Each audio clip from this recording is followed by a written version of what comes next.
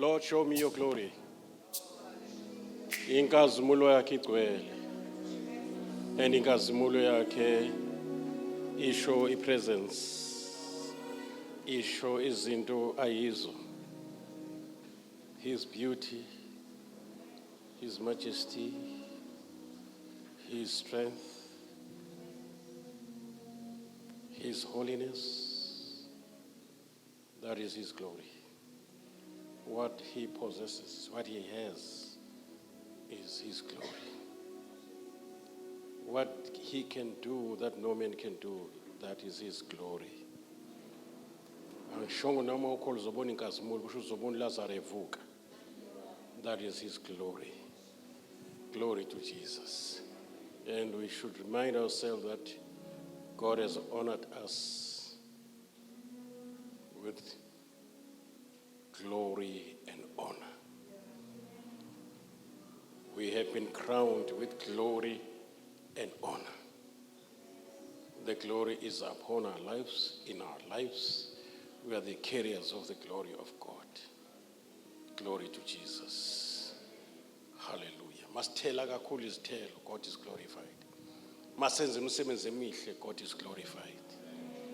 Masishintshe impilo yethu kade ingabe safana nempilo besiphila singakholwa. Abantu mabeyibuka, they glorify God because of us. Can we put our hands together for the glory?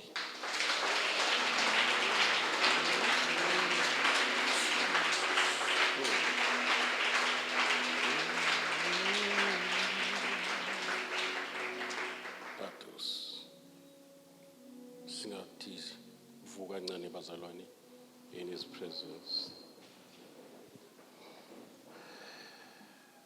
Enkonzweni yango lesibili lapho sihlangana khona sizo funa ubuso bakhe sizokhuleka. Asikhuleki umkhuleko wobusonto, umkhuleko o religious. Kodwa sikhuleka umkhuleko ngokwe calling. Is Lonkosliti, we are gap standers. We are His seekers. We are priests. We are soldiers. Sometimes when we fight. So ukuthandaza kwethu cannot be religious. And umthandazo wenkosi noma ke sithi umthandazo uJesu awufundisa abafundi bakhe. Wabanika iphethini yomthandazo. What they should address the Father. And Jesus says, you address the Father in my name. Adu Paulo said, in addressing the Father, emthandazweni wethu, the Holy Spirit is there to help us. And uJesu ukhulume kaningi ngomkhuleko. Uthi umkhuleko is a must. We must pray and faint not in prayer. We must pray and faint not in prayer. Now see, buka lapha kuLuke chapter 21, uJesu ekhuluma nabafundi bakhe. Is one of the ways to be ready for the coming of Jesus Christ. Ozokwenza sibe namandla okuma naphambi kwesihlalo sobukhosi singenamahloni. Ma usindisiwe umkela uJesu Kristu unelungelo and unendlela yokuba ukwazi ukumbona uNkulunkulu, ukwazi ukuthi mabe abangcwele bebizwa nelakhe igama libizwa. Now Jesus is the way to the Father. Jesus is our Lord and is our salvation. Jesus is the one that enables us by His grace to be part of the family. Ngokuzalwa ngaye uJesu Kristu oyimbewu kaNkulunkulu engenakonakala. Uma samukela uJesu Kristu siyavunywa ezulwini as members of the family. Indlala ifakwe noKristu, abantwana bakaNkulunkulu, abanqobi bezwe. Kuningi esibayikho ngenxa kaKristu uma simvuma nje. And kufanele siyazi lento bazalwane ngoba i-biblical isezwini i-scriptural actually isentandweni kaNkulunkulu ukusindiswa kwethu kuKristu. Mangithi ukusindiswa kwethu ngisho ukusindiswa kokwamukela uKristu as life eternal. Amen. As authority to be called a child of God. To be called a child of God is not only a relationship part with noNkulunkulu, it's an authority. So uJesu Kristu ke uyena oyindlela, uyena osicabela indlela ongena ezulwini. Asingeni ngemisebenzi iBhayibheli alivumi. Imisebenzi silungiselela imqhele. Uma kithi obekezela kuze kube sekufeni uyosindiswa. Sekwenye inhlobo yensindiso leyo. Ensindisweni le yokwaziwa nokwamukelisa ukuphila okuphakade asingeni ngokubekezela. Asingeni ngemisebenzi, singena ngokukholwa inkosi uJesu. Yeah, we believe unto righteousness. Righteousness kushuthi ngamanye amazwi uNkulunkulu akasiboni soni la kuthina. Ubona his righteousness. uKristu wenza isono ukuze senze ukulunga kukaNkulunkulu. Uma uNkulunkulu akwazi ukwenza uJesu abe yisono, the very same God owenza uJesu abe yisono engazani nasono uzosenza ukulunga kwakhe singazani nokulunga. Iclear nje kufanele icace lapho singesabi ukuthi ungena ezulwini ngoKristu. Yeah, because ireligion ithi siyakusebenzela ungena ezulwini. Kanti kusho ukuthi uJesu wajulukela amahhala. Neyizwa lonto ngoba ngisho ukulokhu uzwakhe emzimbeni exhozwa emzimbeni eshaywa yenziwa yonke into kwakuvulwa indlela yokuhlangana noBaba. So but we prepare ourselves to stand before the judgment seat of Christ. We have to be faithful. Lapho we counted as workers, as saints, because yiko lokho kuzosilethela imqhele. There are different types of crowns, and uJesu uPaul mayikhuluma ngecrown uyiqhathanisa nokusebenza kwakhe ngekulwilo okulokuhle ngayenza ilokhuzana calling ubizo lwami ngalifeza njengoba uNkulunkulu engithumile ngase ngicina ukukholwa sengilinda umqhele. Guess what? Akasho sengilinda ungena ezulwini, sengangena ke manje ezulwini. Kufanele lokho ucace kube mhlophe. Ukungena kwethu uJesu uthi ngisango. Ongena ngami, ungena phumela ngale afumana idlelo, which is life eternal. Ikunika relationship phakathi kwakho noNkulunkulu noKristu. Ukufuneka sikholwe ukuba khona kwakhe ukuthi akuyisekelo sokuthi sophila kanjani. Ngoba bonke abazelwe uNkulunkulu aboni. Even though in my mind ngisawenza ama mistakes, but le part ezelwe iyona foundation, iyona imbewu yempilo engizoyiphila kusasa. Ngizokhula enkosini sengikhulela ukufana nalento engibe yiyo ngenxa kaKristu. Anganoma lento iswakala kahle yini. Uyabona lento ifana nomuntu othwa oyithwasa. Uyabona impilo yakhe iyashintsha bazalwane. Akuyona imizamo yakhe wenze uyena uthi uNkulunkulu ngiyofaka umoya wami benze bagcina izimiso zami. Ukugcina izimiso akuphume emntwini. Nokwambulelwa uKristu aphume emntwini. Inyama negazi ikhohlwe. Inyama negazi isho ama efforts akho. Kuyezwala? Including ukuhlanipha kwakho engqondo. Ngeke kumazi uNkulunkulu forget. Lize lithi iBhayibheli grace esindiswa ngayo. Sizwana bazalwane? iGrace ayigcini ensindisweni. Ihamba nathi mase kuphilwa. Lapho sesilwa nezinkaniko zenyama. iGrace nokuthi isono sethulwe ekutheni singibusi. uJesu abe uLord. And the lordship kaKristu iza ngomoya ingcwele. Akekho ongathi uJesu uyinkosi engasho ngomoya ingcwele. Akekho ongathi uNkulunkulu ungubaba engasho ngomoya ingcwele. Uyabona? Umoya ingcwele usenza sithi apha baba. Ayisho indaba. So ilento singabi namahloni ngayo ngoba uNkulunkulu uyamgaranta uJesu uthi uma indodana kaNkulunkulu inikhulula ningabakhululekileyo impela. Lithi namandla ukubasindisa ngokuphelele. So uJesu is well able ingakho evukile kwabafileyo bevukela ukuthi singabe sangabazi ukuthi once simamukele our life will never be the same. That is why sibizwa nge-new creation. Ngiyalibona leli new creature kodwa we are a new species. Izwa lento lento ifana nje ukushintsha kwenhlama ebe yisinkwa ayizishintshi ishintshwa uAvini iheat yeAvini ayinamandla ukuzenza isinkwa inhlama okwayi ukungena nje estofini nathi njengoba singena kuKristu then ngeke sakwazi isinkwa sibuyele emuva sibe inhlama. Hayi manje yayizwa lento engishoyo. Hayi ngeke manje ngayizwanga lento angazi nozwani ngoba uma ungayibambi lento engikutshela yona manje uzostruggleisha endleleni. Yebo ukusindiswa kuzoba istruggle kanti akumiselwe kanjalo. We don't struggle. That is why we live by faith. So if faith nokustruggleisha akuhlangani. Mawusa struggleisha awusicheke ukuthi umbeke ephi moyingcwele ngoba uyena ongamandla. Lithi iBhayibheli sinqoba ngisho inkanuko zenyama ngomoya. Lento ostruggleisha nayo idinga umoyingcwele angene ungene kwi-second phase kamoyingcwele.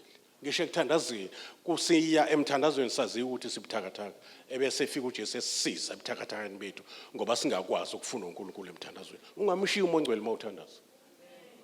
Ungamshiya umoyingcwele mawulwizimpi. Ungamshiya umoyingcwele uKristu ekumoyingcwele uKristu ngomoyingcwele asho ukuthi uKristu ngomoyingcwele. Yeah, masithi umoyingcwele lithi iBhayibheli akothatha kokwakhe futhi akuzidumisa uyodumisa uKristu.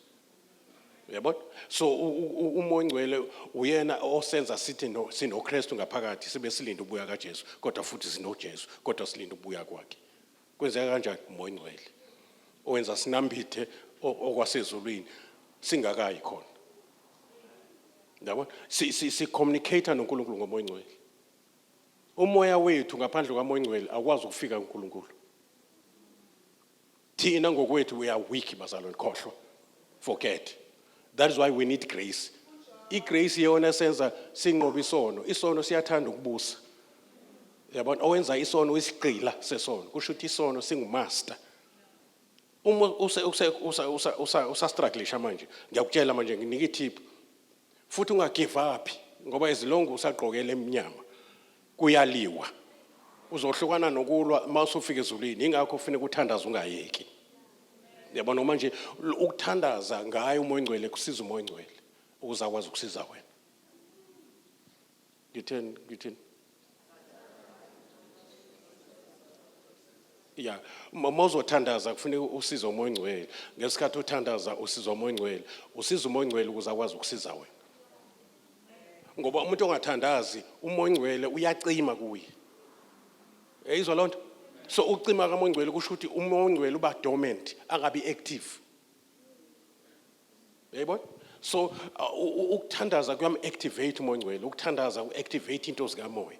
Ukuthandaza kwenza izinto kade zi-dormant, even the word of God in you. Ngoba ukuthandaza kunento eningi ozenza uma uthandaza. Ekufanele siyichaze ngenye imini. What are you doing when you pray? When you say ubaba ngiza kuwe egameni kaJesu Kristu and isimanga naso leso sokuza kuye kuwe into zikamoya ngeke uyiqonde ngoba zibe zingayenzi sense kube khona igama lokuthi ufuna uyofuna uNkulunkulu emthandazweni ufuna yena umvuzo walabo abamfunayo umfuna kanjani ephakathi manje ingqondo kuzoba imiss call engqondweni lonto izinto kufanele si-understande ngomoya and si-understande ngefaith.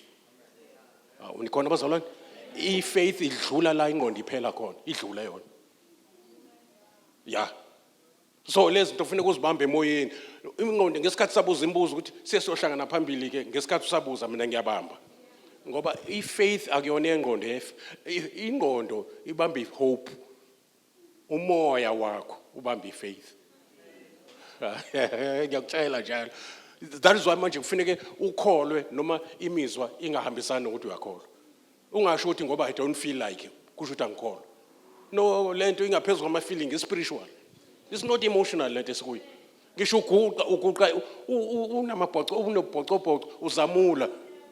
Uthandaze by faith not by feelings. We don't say when I feel the spirit kuthi kuneculo elithona. Every time I feel the spirit I will Niyalazi lelo culo? Yeah, okay. Yeah, lihle lona kodwa lingathi ligcina uhamba ngama feelings. Lento ifana nokuya emsebenzini, awuhambi ngoba kuvuma emsebenzini, uhamba ngoba kuyisidingo.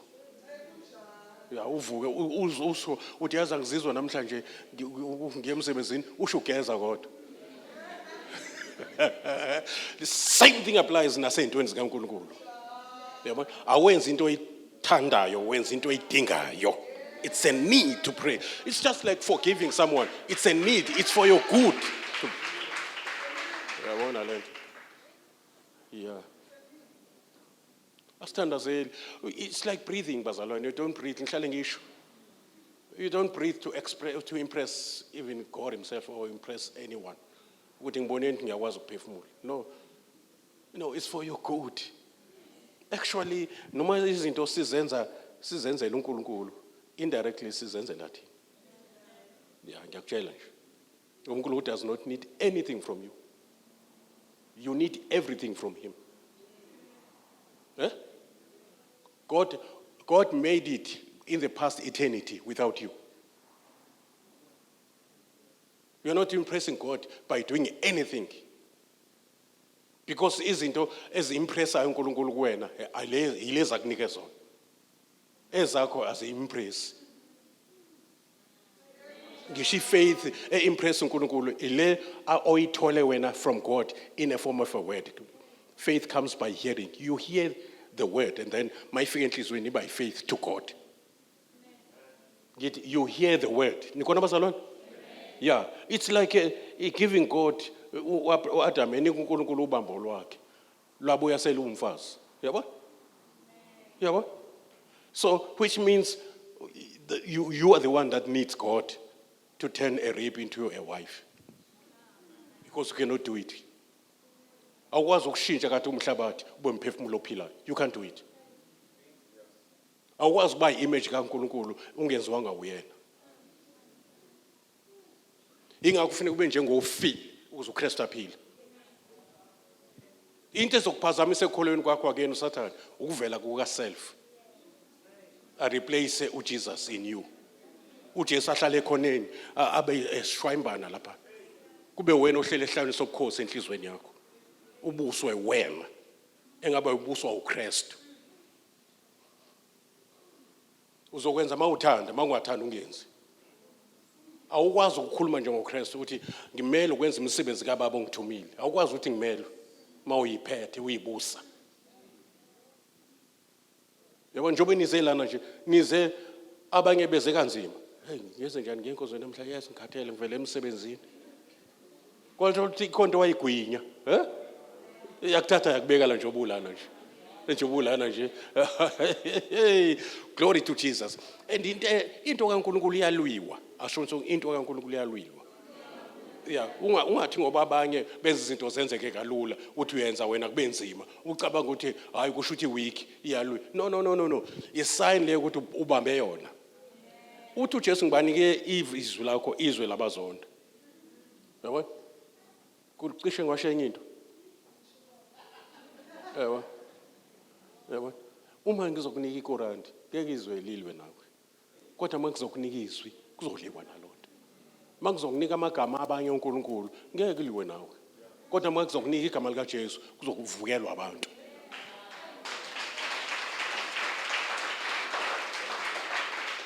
So ungacabanga ukuthi into zakho zilunga nje easily. Ziyalwiwa. That is why kufanele uhlale ngaso sonke isikhathi ubheke uKristu, uthembe uKristu. Nikona bazalwane, ungazethembi. Uphethe into engafunwa. Nawe awufuna uyiwanted ngoba weqe ejele lika Satan. Uyisiboshwe eseqile, uyafunwa. Eyizindaba. Kufanele noma ngabe uvukelwa umzalwane, ekuhleba, awuhletshwa umzalwane. Isitha ophunyuke kuso, sizama ungena ngomzalwane kulwa nawe. Makwazonda umzalwane, you have missed the target. Because we don't wrestle against flesh and blood. Ngisho uthandaza emthandazweni, you don't wrestle against flesh and blood. Awuthandazela izitha zakho kuba zife. Uthandaza ukuba zisindiswe. Angithi washo njalo, wathi baba bathethelele esheyitheni. Manje uzofuza abantu. Uze kufuneka kube khona isayini ukuthi akusaphili wena, wenza izinto ezingafani nawe, ezifana noJesu esiphambanweni. Ukuthi lo Jesu kade elenga lapha usengaphakathi. Uye lo thethela labantu ekuwe. Hayi ngani manje. Ngesikhathi esemzimbeni wayepracticeela ukungena kuwe. Ngesikhathi engena kuMaria engulizwi, wabuya nenyama namathambo, wabuya segqoka inyama, esegqoka umuntu, waye practiceela ngenye imini uyongena kuwena. Ingakho manje elingiwe kule nyama ukuze asize wena olingwayo. Yabo, ingakho uma uthandaza in his name ukuze kuthandaze yena ngawe. Once uthi nje baba egameni kaJesu sewuphumile ke sekuthandaza uJesu. Finish. Kufanele uyazi nje lonto uma wathi nje in the name of Jesus, and once ubamba igama likaJesu emthandazweni line authority over every spirit, every name.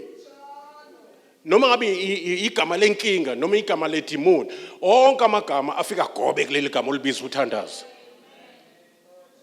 Engifana nokuguqa noma ungaguqanga ngomzimba kodwa inhlizweni thobe ngesikhathi uthi wena uguqa phambi kaJehova, uJehova uthatha inkinga ziguqe kuwena. That's it. That's it. Now isikhathi asivumi ngoba sisenenkonzo esiya kuyo bazalwane. Sinomntwana wethu bamngobese usesibhedlela. Sizoqala la simkhulekele njengebandla. Yeah. uNkulunkulu uyokuhlonipha umkhuleko webandla. Befanele operate edolweni njengoba as we have been reporting to you. Kwatholala ukuthi ngeke bakwazi umoperate manje. It is very possible ukuthi angabe sa operate. uJesu enze operation manje.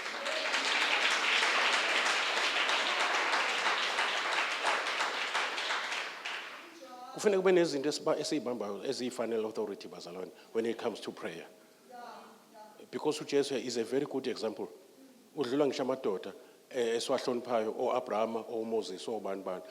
You know, uJesu uthe mayifika yena wathandaza umthandazo odabula ubusuku. Usekhona? Very few abantu eBhayibhelini esizwa bedabula belokhu bejwayelana nokudabula ubusuku emthandazweni. uJesu Kristu uNkulunkulu. Umuntu nje kodwa futhi uNkulunkulu, engulizwi. Zonke izinto zavela ngaye ngisho isiphambana ile ngakuso sathala uyena. Ngesikhathi uNkulunkulu ethi umhlaba mawuveze izitshalo zonke including ihlahla, lesihlahla lengakuso siphuma kuyena. Nalezi zandla ezimbethelayo idalwa zakhe zonke. Yabo, but uyakwazi ukuyithoba uJesu emkhulu kanje. Izinto zonke zavela ngaye, inkayi zavela ngaye. Nalento ababethelwa kwiGolgotha yavela ngaye. But uyambona uyathandaza. Umbuzo wakho why uJesu ethandaza uNkulunkulu? Ukuthi manje ungumuntu uNkulunkulu. Manje le ndawo umuntu iyona edinga uNkulunkulu athandaze. Athandaza uNkulunkulu ngenxa ukuthi lo uNkulunkulu ugqoka umuntu. Mayigqoka umuntu kusho ukuthi ugqoke isidalwa esinikwe igunya phezulu komhlaba. Asho ukuthi mayigqoka umuntu ugqoka isidalwa esibekwe phezulu komhlaba. Very important Lord. Manje kufuneke uJesu uNkulunkulu aphinda abe umuntu. Abe nezwi alishoyo kubaba wakhe. Ukuze ubaba akwazi ukuzokwenza lento ayishoyo. Ngoba uNkulunkulu kunezinto angazenzi singashongo. Singakabikho ube kwazi ukwenza noma yini singazange sisho. And kunezinto ezithile azenze singathandazanga. Kwase kube khona ekwenzeni kwakhe le athi yona ngeke ngiyenze bengashongo. Hawu niyazwa. Siyakuthandazela uphuma kwelanga. Oh Nkosi siyakhuleka njengoba kulesibili nje sothandaza ethi ilanga liphuma ekusasa bazalwane uNkulunkulu enze ummangaliso ilanga liphuma. No, noma sithandaza liyaphuma. Ngoba la qala ukuphuma singakabikho. La phuma singathandazanga. But there are things in life esithema sikhona kwathiwa asithandaze before uNkulunkulu azenze. And lokho kukhombisa ukuba honorable nokuhonorisha uNkulunkulu nokuhlonipha uNkulunkulu ahlonipha iprotocol ayibekile. Hayi nikhona.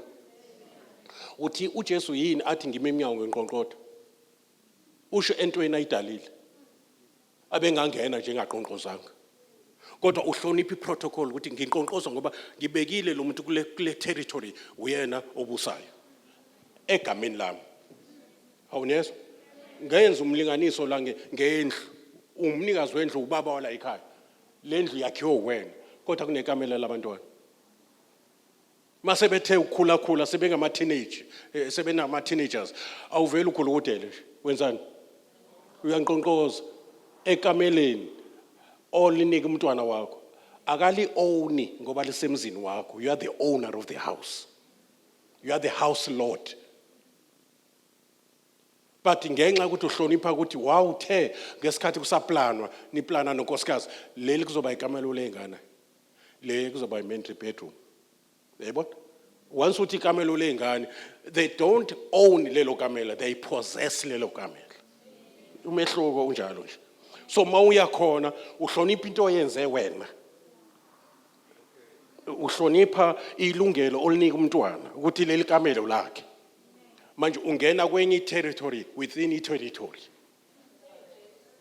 so that is the reason why we pray i-territory yomhlaba inikwa abantu kuthi izulu likaJehova manje uNkulunkulu mayezokwenza intando yakhe phezulu komhlaba kufanele kusho thina sithi intando yakho mayenziwe singashonga yisi intando kaNkulunkulu ayisi singashonga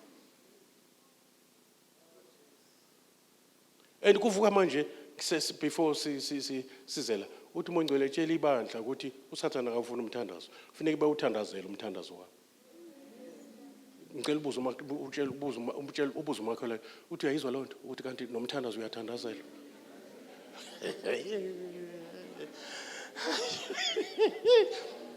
tshela umakhelwane ukuthi nasi isambulo umthandazo wakho wenza ukuzonke uyathandazela uma ungawuthandazela umthandazo uzowuhlwitha uSathane ube busy khona kuzoba khona isikhala sokufaka into zakhe ngoba kuthandaziwe khona ezokuntshontshela nosuku ngoba uvuke wabhiza zange uqale unikele kuJehova usuku lwakho how udifuse nama landmines awatshalile for that day tshela makhelwane umthandazo uyathandazela glory to Jesus now we are at the end times uJesu uyabuya one of the ways okulinda uJesu is to pray yeah and like emthandazweni sisinda ngisho ezilingweni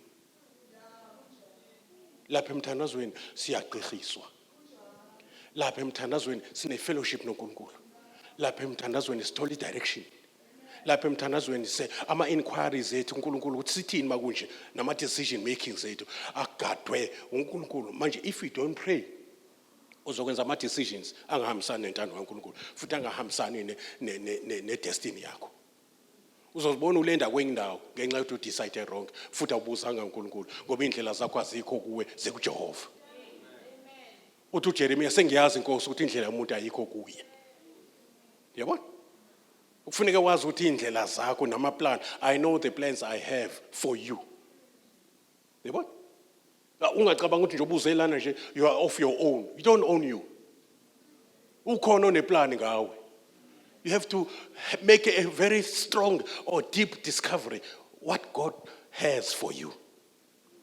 what God think of you what is his guidance what is his will yini uNkulunkulu akufisela yona yini akuplanele yona ungakazalwa ukuthi uzoba njani uJohn kwakhulunywa ngaye engakabikho ukuthi uzoba yini uzoba ubani igama lakhe yonke into yaqedwa engakafiki before I formed you I knew you before you came out of your mother's womb I made you a prophet I ordained you a prophet uNkulunkulu uyaqeda ngawe ungakazalwa uthi uzalwa nje ubuzalwe eplanini manje akufuneka ukuthi uzalwa nje ngokwenyama ube nalokho ukuthi masuzelo kwesibili uqalaze ufuna intando kaNkulunkulu itholakala emadolweni yeah ngeke angakukhombisa ukuthi ukuplaneni ngeke angakukhombisa ukuthi ukulungiseleleni izinto indlebe iso lingazange libo indlebe engakaze kuzwe engazange kube khona nasenhlizweni izinto uNkulunkulu ayilungiselele abamthandayo kufuneka wazi ukuthi ulungiselelweni and uyazambula kulabo bantu ngomoya ongcwele kwezwala bazalwane uma umuntu ohlala emthandazweni impilo yakhe iba prophetic Funa uqala khona lapha emthandazweni ukuthandaza kwakho kube highly prophetic, kube according to God's will. Ukuze uNkulunkulu akuzwe, cela ngokwentando yakhe. Cela ngokweplan yakhe. Khona ezokuzwa ukuthi uthini. Ngeke uyazi iplan yakhe ungamazi umoya ongcwele ophethe iplan kaNkulunkulu. Ngoba uyena owazi ingqondo kaNkulunkulu umoya ongcwele. Masihlangana nomoya ongcwele sazi sihlangana nomuntu onjengomama ezala. Ozositshela ukuthi umwakoti uphila kanjani emzini. Abezwanga? Ya ngoba uJesu kuzazala ukuthiwa lokho uMaria akhulelwe kungomoya ongcwele. Umoya ongcwele cishe afane nesimo sika Naomi. Niyamkhumbula uNaomi? uRuth yena uyisimo sebandla. uBoaz uKristu. So uNaomi uyena wayiprepare ulokhuzane uRuth for ukuthi abe umakoti kaBoaz. Bambeke enyaweni zika Boaz. Mayithi uyavuka uBoaz nanguRuth enyaweni. Into zethu zitholakala enyaweni. uMaria wayihlala enyaweni. Kwathiwa akashintshe nokugqoka kwakhe angabe sabonakala njengoMoabi manje. Abe angene endlini yobukhosi bakaJuda. Yingakho wasenza amakhosi nabapristi. Wasiza indlalifa kanye noKristu. Ingonyama omndeni kaJuda nathi sishade nayo sendiselwe kuyo. Uthi uPaulos uthi nginendisele indodeninye njengentombi emhlophe. Sendile, tshela umakhelwane ngendile nje umbona nje. Uyabona? Khona nokushada kodwa khona umehlo phakathi komshado nokwenda. Ukwenda kusho uba rooted ube nezimpande lapho. Ngicela ubone izandla zabendile kuKristu, abendele kuyena. Ya ngendile. Ngendile. I'm here for life. I'm here for eternity. There's no more going back. Satan exola chitha amanzi soze uphinde ungibone. Ungiyeke ngazi ngasindiswa. Forget. Malibonke igama lenkosi. Sikuthandazele ukuba siphile impilo enqobayo ensuku zokugcina. Singadideki, singalahla ukholo, singahlubuki, singadidiswa, singakhohliswa, sikwazi ubahlola umoya lento soyithola emadolweni. Sibe neappetite yezwi. Izwi lika umthandazo ukwenza ube neappetite yento zaphezulu. Uma ungathandazi yehla ibattery. Even the faith yakho, you build yourself in the most holy faith through prayer. So now if you don't pray, you're asking for trouble. And you are frustrated to help you in prayer. Malibonke igama lenkosi. Ngalawo mazwi, it is the day and the time and the hour of prayer. Sihlangene singabantwana bakaNkulunkulu. Awuthandazi ngoba unenkinga. Uthandaza ngoba uphila kulomhlaba. Ezulwini akuthandazwa. Abanye bayibadideke bathi hawu singane ezulwini bawuzwakala bekhaya bathi yoliphindiselana negazi. It's a certain period leyo, isikhathi se-tribulation. Izinto zobe zenzeka kunabazalwane abazosindiswa emva kwethu banqanyulwa amakhanda ngoba bengamfuni uPaul kaMphiwe uKristu. Abayona iphathi yethu. Nikona abazalwane babizwa ngama-tribulation saints. Noma sicula nje engathi sicula ngathi no basolakeni bafica ulaka likaNkulunkulu. Thina ulaka esibhekene lalo lukaSathane. Sinikwe izwi kuthiwa emhlabeni zobalisizi. uSathane will hate us. Nizozondwa izizwe ngenxa igama lami. Alisho nizozondwa uNkulunkulu. So siphume ngoJesu olakeni lukaNkulunkulu. Niyayizwa into ngisho ngesikhathi nje sikholwa inkosi uJesu saphuma ekufeni asangagcina uphuma ekufeni saphuma ngisho olakeni olisayo. We are free and free indeed. I say we are free. We are free indeed. We are free. And umthandazo wethu welatha rain. Ashonse kumthandazo wethu sengiyamala. Umthandazo wethu welatha rain. Yeah. Ukufika komoya ongcwele on the day of Pentecost kwakunjenge former rain. Yabona ukuze liqale lizalwe ibandla. NgoKristu oyimbewu ngesikhathi efesiphambanweni kwakufa imbewu mayizoqhuma ibe isitshalo iqala iqhume ngathi yafa emhlabathini. Lithi uthi uJesu lapha chapter 12 John uthi indlela imbewu mayihleli kanje yodwa ay multiply until zitshalwe kube ngathi yafa la emhlabathini bese iphuma seyisithombo bese iyathela imbewu eziningi ezifana nalembewu etshaliwe. So ngesikhathi uJesu ezemhlabeni, hallelujah, esuka ezulwini, weza as a seed of God. Nikhona bazalwane? Le seed yafa esiphambanweni, yatshalwa ethuneni, ngosuku lesithathu yavuka, ngePentecost yaqala ukuthela iseed efana nayo.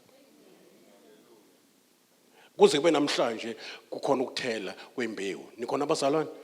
Ithele ezinye imbewu, sifana nembewu eyatshalwa. Njengoba uJesu enjalo sinjalo nathi. Mawutshale uhlamvu lombila, isikhwebu sinenhlamvu ezifana nohlamvu olutshaliwe. So duplicate, multiplication kaKristu watshalwa kithi. Glory to Jesus. Ungabazi lokho. Ukusho noma ngabe una 2 seconds since kuthi ngifana in the spirit I am complete in Christ. I'm 100% like Jesus because I'm born of God. To be born again is an event. It's a day. Nikhona bazalwane? Ingakho sine birthday, asina i-growth day, because i-growth is a process yokufana nalozelwe. Awu nikhona nonke bazalwane? I-growth is the salvation of your soul. Hallelujah, ukuze ube kwi-alignment ne-born again spirit.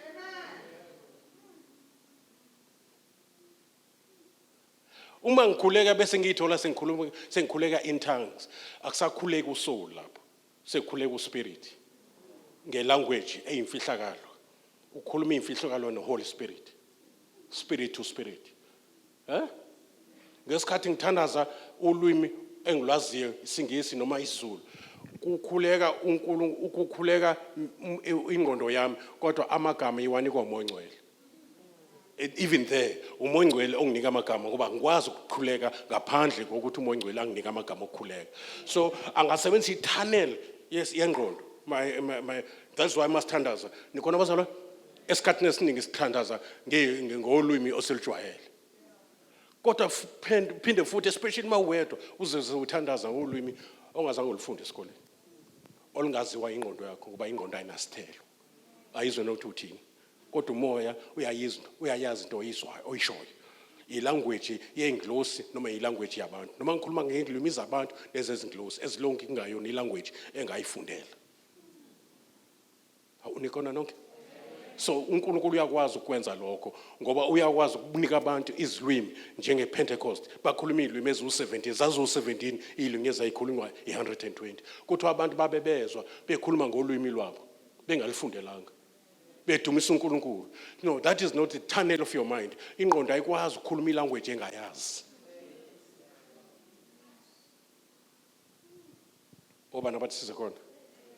Yeah, uPaulos ukhuluma few maye phakathi kwebandla ngezilwimi, kodwa mayedwa ukukhuluma ukudlula ba ngiyambonga uNkulunkulu ukuthi ngikhuluma ngaphezulu kwanonke la ngezilwimi.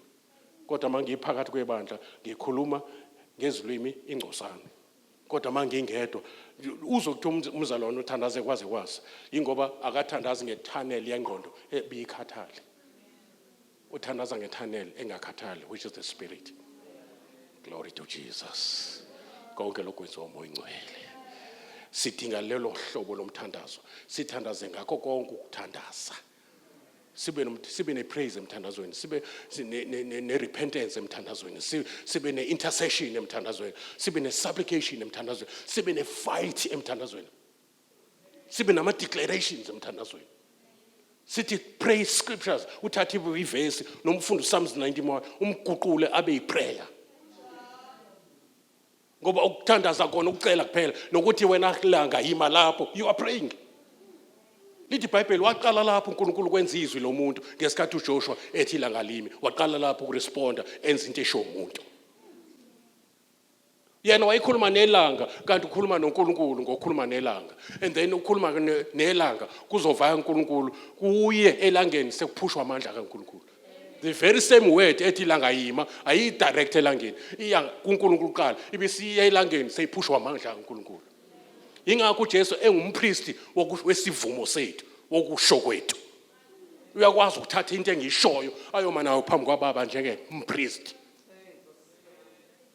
Into emenza angakwazi ukungimela phambi kwaBaba ukukhuluma ovobe. Ngithi kukhona nje kunzima emhlabeni, siyahlupheka nje. Thina abantu besifazane sadalwa kabi. Ngeke uNkulunkulu ayithathele uJesu ayithathele lonto ayoma nayo phambi kwaBaba, amahlonodo. But if you keep on confessing what God has said in prayer, uthi ngemivimbo yakhe siphilisiwe, I'm more than a conqueror. uJesu uyaqoqa yonke lento isho ayoma nawo phambi kwaBaba. Ngiyabonga Baba abantwana basindisiwe ngoba uthanda bonke abantu basindiswe. Now ngesikhathi uthi ngoba uthanda bonke abantu, you are quoting his will. Masicela into ngokwentando yakhe uyasizwa. Ubeka indlebe kulonto ngoba uzwa izwi lakhe in your prayer. That's very important, Lord. Glory to us, meaning ngezinyawo.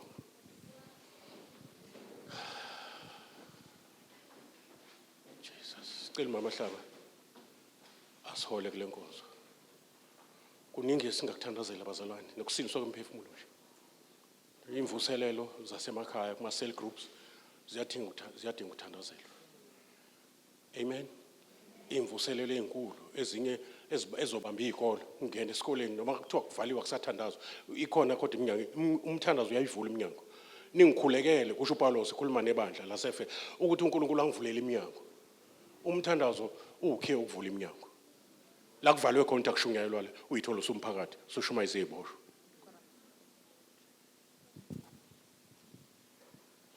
Hallelujah. Siyambonga uThixo bazalwane ngokukhuluma kwakhe.